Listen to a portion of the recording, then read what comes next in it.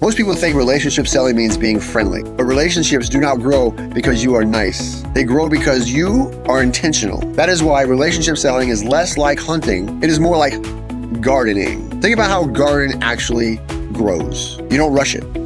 You don't force it. And you definitely don't pull the plant to make it grow faster. Instead, you focus on the conditions. You give it water, sunlight, and space. Relationship selling works the same way. Before anything grows, you prepare the soil. In sales, that's trust. It means listening before pitching, understanding before recommending, and showing genuine interest in their world. Good soil doesn't guarantee growth, but poor soil guarantees nothing will grow at all. Relationship selling starts here. Next comes planting the seed.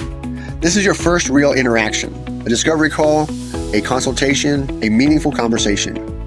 The goal isn't to close, it's to plant possibility. You are not asking for a commitment yet. You are seeing if something can grow.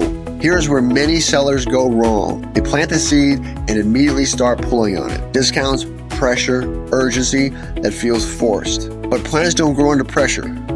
They grow with time, care, and consistency. In gardening, growth happens quietly. You water regularly, you protect the soil, and you remove the friction. In relationship selling, that looks like consistent follow-up.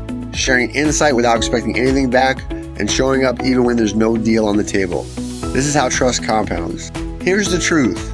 Relationship selling isn't about closing faster. It's about building confidence over time. When trust is strong, conversations feel easier, decisions feel safer, partnerships feel natural. That's when sales stops feeling transactional and starts becoming a relationship built on value. Relationship selling isn't about persuasion. It is about preparation. You do not force growth. You create the conditions for it. Change the lens, change the outcome. Follow the success lens to see sales differently and grow your success with clarity.